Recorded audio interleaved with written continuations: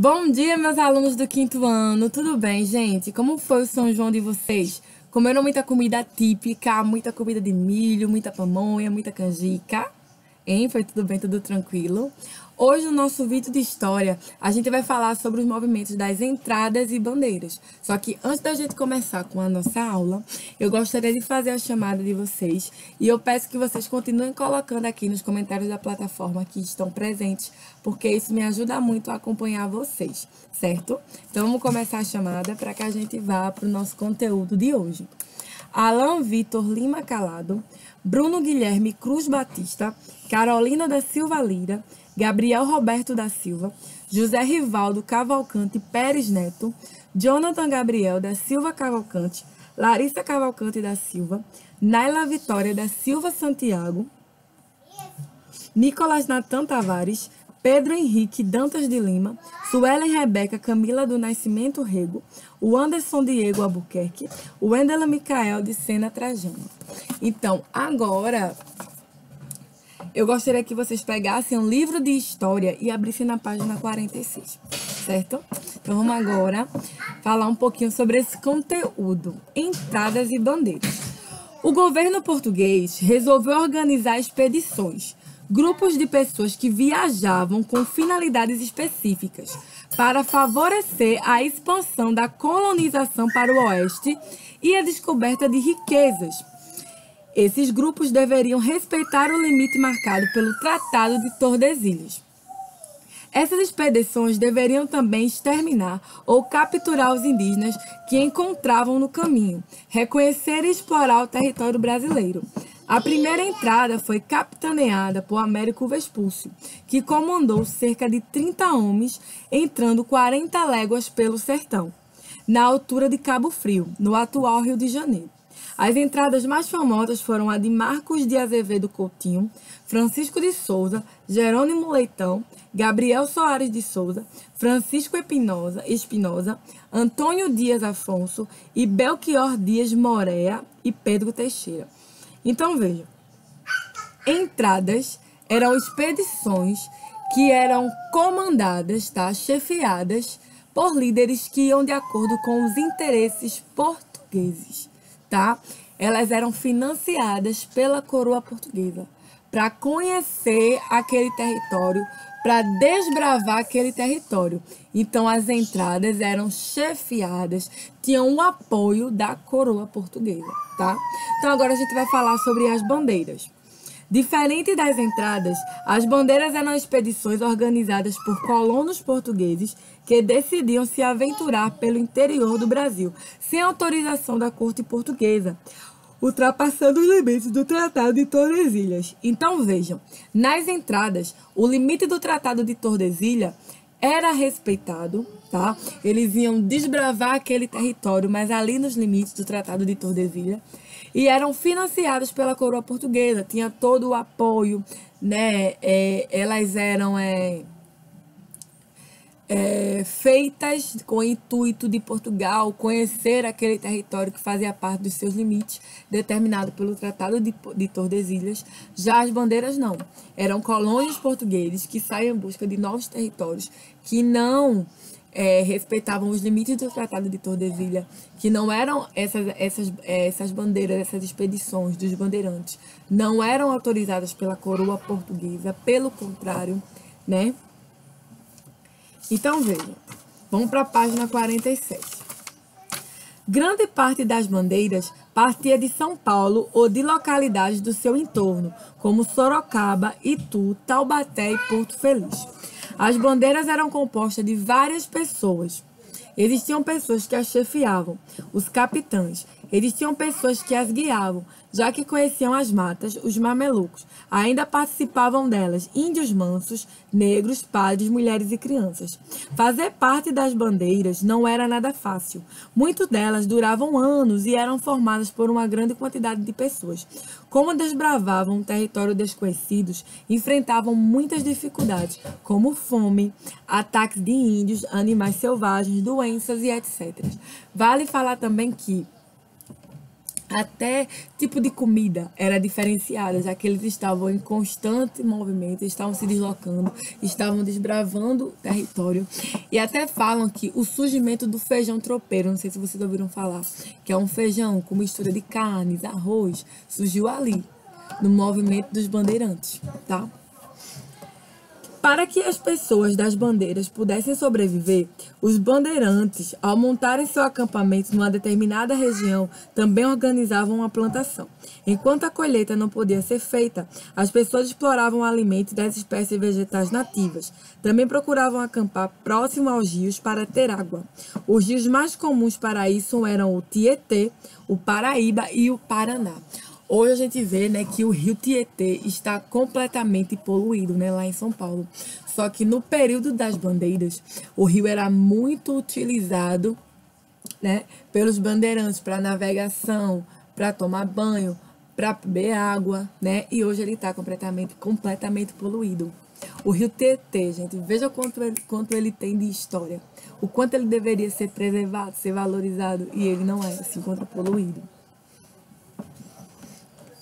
Como não eram oficiais, as bandeiras ultrapassavam os limites do Tratado de Tordesilhas e adentravam nas terras espanholas. Tais terras foram posteriormente acrescentadas ao território brasileiro.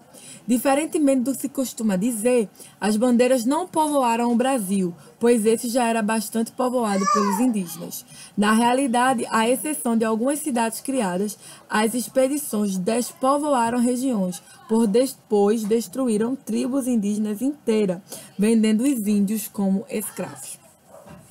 Os ciclos das bandeiras. O período em que as bandeiras existiram pode ser dividido em ciclo da caça ao indígena e ciclo da mineração. Até porque, gente, os bandeirantes paulistanos foram que descobriram o ouro. Foram eles que descobriram o ouro. No ciclo da caça ao indígena, as bandeiras dedicavam-se a capturar indígenas para vendê-los como escravos para as lavouras. Muitos bandeirantes desse ciclo tornaram-se famosos: Antônio Raposo Tavares, Manuel Preto Fernão Dias Paz, Bartolomeu Bueno da Silva, chamado Anhanguera, Domingos Jorge Velho e Borba Gato. Antônio Raposo Tavares foi um bandeirante que percorreu de norte a sul o território brasileiro pelo interior, em busca de indígenas para vender como escravos. Esse bandeirante atacou diversas aldeias jesuítas localizadas em território espanhol. Tal ação teve como efeito a integração ao Brasil de grandes extensões territoriais. Manuel Preto foi fundador da freguesia do Ó, em São Paulo, e comandante da expedição que foi contra o aldeamento dos jesuítas de Guairá, em 1628. Fernão Dias Paz ficou conhecido como caçador de esmeralda, porque partiu de São Paulo à procura de esmeraldas. Esse bandeirante morreu segurando um saco cheio de pedras verdes, que acreditavam serem esmeraldas, o que lhe rendeu o título de governador das esmeraldas. Também foi responsável por dar início ao período de mineração do ouro em Minas Gerais, como eu disse a vocês, né? Então, os bandeirantes foram responsáveis pela descoberta do ouro na região das Minas. E é interessante falar que esses bandeirantes, eles desbravavam o território, eles não respeitavam o limite que foi determinado pelo Tratado de Tordesilhas. Então, isso fez com que eles fossem cada vez mais aumentando o território, antes que era de espanhol, anexado ao território brasileiro, e aumentando, e aumentando, e aumentando. Tudo isso porque eles não respeitavam o limite dos Tratados de Tordesilhas, já que não eram expedições oficiais, que tinham financiamento da coroa portuguesa, que só poderia ficar ali nos seus limites.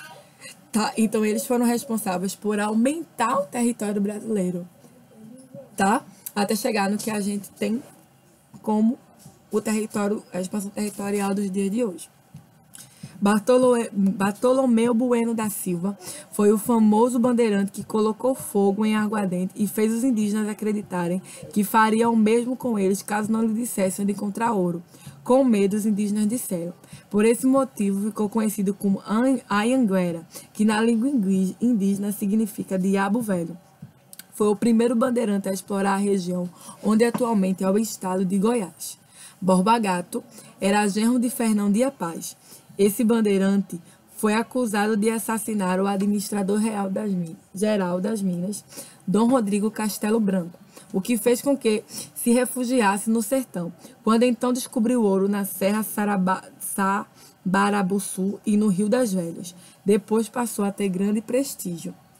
Domingos Jorge Velho foi o bandeirante responsável pela destruição do Quilombo dos Palmares, cujo líder foi Zumbi. O Quilombo dos Palmares abrigava muitos escravos fugidos e já havia lutado contra várias outras expedições anteriores. No ciclo da mineração, as bandeiras dedicavam-se a encontrar e explorar riquezas, minerais como ouro, diamante, prata e etc. Nesse período, os bandeirantes exploraram o entorno dos rios Tietê e Paraíba. Depois chegaram à Serra da Mantiqueira e foram até o vale do Rio São Francisco, local onde encontraram ouro. Logo após, outras minas foram descobertas em Goiás e no Mato Grosso. Os principais bandeirantes do ciclo da mineração foram Fernão Dias, que explorou a região de Minas Gerais à procura de esmeraldas, não conseguindo encontrá-las; Bartolomeu Bueno da Silva, que descobriu ouro em Goiás; Pascoal Moreira Cabral, que descobriu ouro em Cuiabá; Rodrigo Arzão e Borba Gato, que descobriram ouro em Minas Gerais. As bandeiras do ciclo da mineração trouxeram várias consequências: descoberta de riquezas minerais, povoamento do interior do país, expansão territorial da região centro-oeste. Monções. Monções, gente, foram bandeiras paulistas que se deslocavam pelos rios a fim de abastecer de alimentos, instrumentos de trabalho, pólvoras e armas os que se dedicavam à procura de minérios. Eram organizadas por Pascoal Moreira Cabral. Os tratados de limite assinados entre Portugal e Espanha no século XVII só confirmaram as conquistas territoriais dos bandeirantes, resultando na configuração atual do Brasil. Então, vejam, todo esse processo dos bandeirantes de desbravar aquele território, descobrir outros territórios, aumentar o território do Brasil, só fez com que hoje o Brasil tivesse a extensão territorial que a gente conhece. E tudo isso graças aos bandeirantes, porque se não fosse desbravado, se eles tivessem seguido o limite dos tratados de Tordesilhas, feito as expedições das entradas, provavelmente hoje o Brasil não teria essa expansão territorial que ele tem, certo? Então, os bandeirantes, além de descobrirem ouro, descobrirem minérios, riquezas, entre outros, eles também foram responsáveis por aumentar o território do Brasil, certo? Então, gente, vejam só. Vocês vão fazer, tá? Como atividade de casa, a página 49 e a página 50, onde eu vou explicar para vocês agora cada uma das questões. Na página 49, vocês vão fazer o seguinte no primeiro. Por quem eram organizadas as entradas? Diferente das bandeiras, diferente das bandeiras que eram expedições não oficiais da coroa portuguesa, as entradas eram organizadas pela coroa portuguesa, por Portugal, que queria conhecer o território que ele possuía, mas seguindo apenas os limites do Tratado de Tordesilhas. Segundo, qual era o objetivo das entradas? Terceiro, quem comandou a primeira entrada? No quarto, você já tem o seguinte: marque E para as características das entradas e B para as das bandeiras. Eram organizadas pela coroa portuguesa. Eram organizadas pelos colonos. Obedeciam ao Tratado de Tordesilhas. Não obedeciam ao Tratado de Tordesilhas. Tinham o objetivo de explorar e reconhecer o território. Eram compostas por habitantes da região. No quinto quesito, vocês vão fazer o seguinte: marque um X na resposta correta para completar as frases. Os bandeirantes partiam de Pernambuco, São Paulo ou Bahia. Os, espacinho, chefiavam as bandeiras. Mameluco, negros ou capitães. No sexto, quais foram os ciclos das bandeiras? No sétimo, qual o objetivo do ciclo da caça ao indígena? B. Ciclo da mineração. Oitavo, quem era o caçador de esmeralda? Quem foi o bandeirante que ficou conhecido como caçador de esmeraldas? No nono quesito, quem era Anhanguera? Por que ele era conhecido assim? 10º, em quais estados foi encontrado o ouro? 11º, observe a gravura abaixo e responda as perguntas a seguir. Lavagem de ouro, gravura de Rugendas no século XIX. O que ela representa? Na letra B, quem fez a gravura e em qual período? 12º, a gente já tem aqui o seguinte. Leia o texto e respondam as questões a seguir. Cada ano vem nas frotas quantidade de portugueses e de estrangeiros para passarem as minas das cidades, vilas, recôncavos e sertões do Brasil. Vão brancos, pardos e pretos, e muitos índios de que os paulistas se servem. A mistura é de toda a condição de pessoas, homens e mulheres, moços e velhos, pobres e ricos, nobres e plebeus, religiosos de diversos institutos, muitos dos quais não têm no Brasil nem convento nem casa. Então, na letra A, ele pergunta o seguinte aqui. De onde vinham as pessoas para trabalhar nas minas? Letra B. Como era a condição das pessoas? Letra C. Quem fez esse relato? Então, vejam, eu agora queria fazer algumas associações com vocês. Se eu perguntar a vocês, o que foram as monções? O que vocês podem me dizer? Tratar como que a gente pode classificar como monções. A gente pode dizer que as monções eram expedições que iam seguindo a correnteza dos rios, e essas expedições tinham como objetivo principal levar suplemento, levar armas, levar munição para os bandeirantes que estavam em busca de índios e em busca de ouro. Então, eles eram responsáveis por abastecer os bandeirantes que estavam na procura de índios e na procura do ouro, desbravando os territórios. Caçador de esmeralda. Vocês lembram quem foi? A forma que ele morreu? Eu posso dizer que o bandeirante que foi conhecido como Caçador de Esmeralda, ele morreu segurando um saco cheio de pedras verdes que ele acreditava ser esmeraldas, que foi Fernão Dias Paz. Agora, em que estados foram encontrado o ouro? A gente vai ter na região de Minas, a gente vai ter Mato Grosso e a gente vai ter Goiás, onde foi encontrado o ouro. Tá? E porque eu não estou falando aqui para vocês, mas na Chapada Diamantina, eu acredito que é na região de Minas Gerais também, se eu não estou enganada, onde foi encontrado diamantes. Então, eles começaram a encontrar essas pedras preciosas, encontrar ouro. Então, as pessoas começavam a ir, gente, para aquele território, para povoar, para tentar conseguir ouro também. Então, eles começavam a ir para aquele local. Isso fez com que aqueles territórios do interior do Brasil começassem a ser cada vez mais povoado, né? Cada vez mais tinham pessoas morando ali. Agora eu vou falar sobre o nome de alguns chefes, alguns líderes. Marco de Azevedo Coutinho, ele foi um dos líderes de entradas. Francisco de Souza, um líder das entradas. Antônio Raposa Tavares, um líder das bandeiras. Manuel Preto, um líder das bandeiras. Jerônimo Leitão, um líder das entradas. E Fernão Dias Paz, um líder das bandeiras.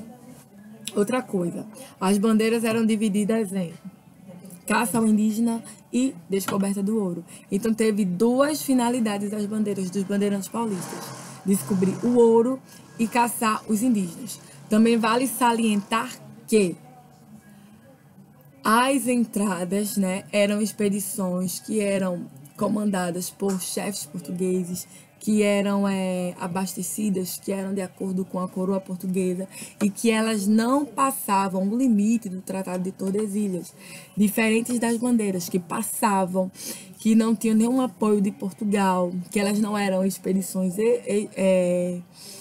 oficiais, onde os próprios colonos portugueses, pessoas daqui da colônia, começavam a desbravar o território e não tinham autorização de Portugal. Se a gente pode parar para pensar assim, eles estavam fazendo algo ilegal que ia contra o governo, né, de Portugal na época. Mas se os bandeirantes não tivessem desbravado o território, ultrapassado o limite do Tratado de Tordesilhas, provavelmente hoje o Brasil não ia ter essa demarcação territorial que ele tem.